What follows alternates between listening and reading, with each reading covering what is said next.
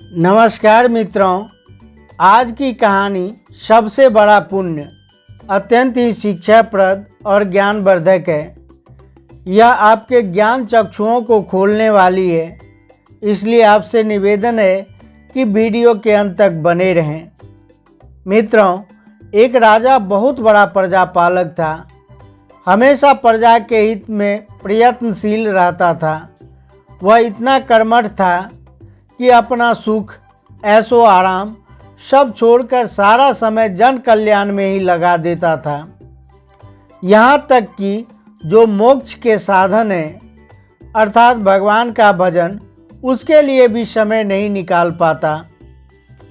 एक सुबह राजा वन की तरफ भ्रमण करने के लिए जा रहा था कि उसे एक देव के दर्शन हुए।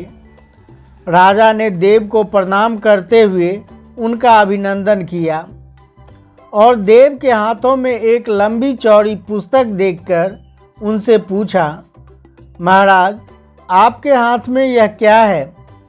देव बोले, राजन, यह हमारा बही खाता है जिसमें सभी भजन करने वालों के नाम हैं।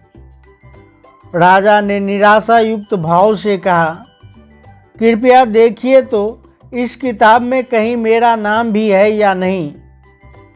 देव महाराज किताब का एक एक पृष्ठ उलटने लगे, परंतु राजा का नाम कहीं भी नजर नहीं आया।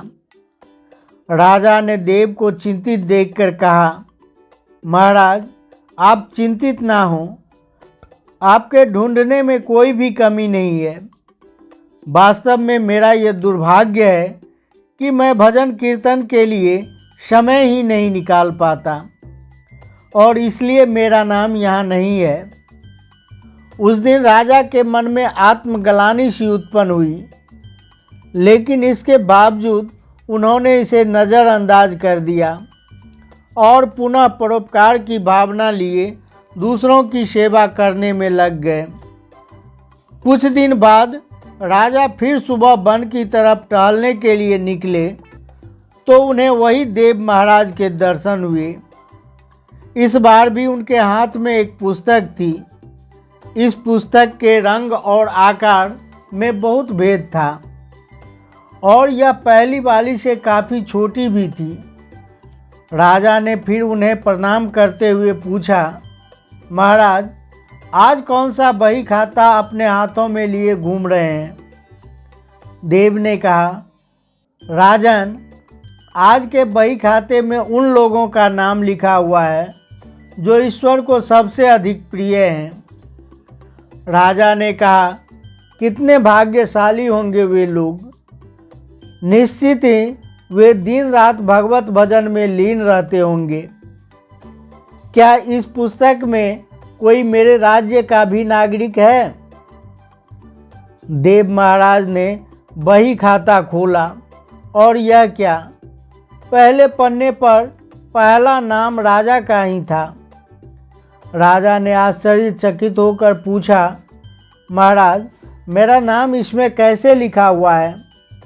मैं तो मंदिर में भी कभी कभार ही जा पाता हूँ। देव ने कहा, राजन, इसमें आश्चर्य की क्या बात है?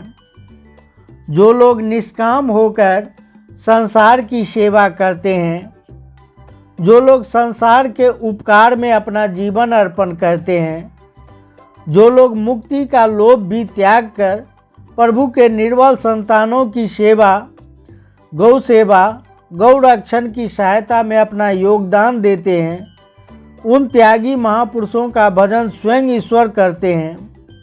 हे राजन, तू मत पछता कि तू पूजा पाठ नहीं करता। दीन दुखियों की सेवा, गौ सेवा कर तू असल में भगवान की ही पूजा करता है। परोपकार और निस्वार्थ लोक सेवा किसी भी उपासना से बढ़कर है। देव ने वेदों का उदाहरण देते हुए कहा, कर्म करते हुए 100 वर्ष जीने की इच्छा करो तो कर्म बंधन में लिप्त हो जाओगे। राजन, भगवान दीन दयालु हैं, उन्हें खुशामद नहीं भाती बल्कि आचरण भाता है।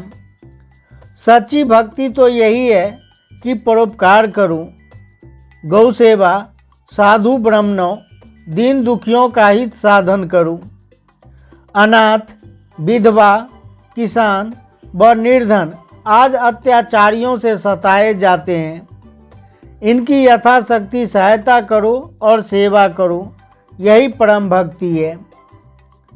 राजा को आज देव के माध्यम से बहुत बड़ा ज्ञान मिल चुका था और अब राजा भी समझ गया था कि परोपकार से बड़ा कोई धर्म नहीं है और जो परोपकार करते हैं वही भगवान के सबसे प्रिय होते हैं।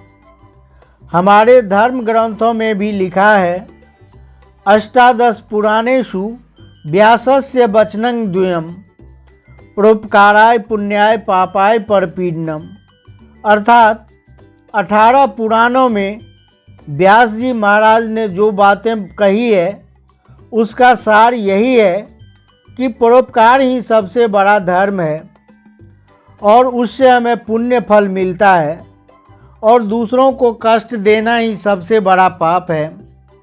मित्रों, जो व्यक्ति निस्वार्थ भाव से गौ सेवा, दीन दुखियों की सेवा करने के लिए आगे आते हैं, परमात्मा हर समय उसके कल्याण के लिए यत्न करता है।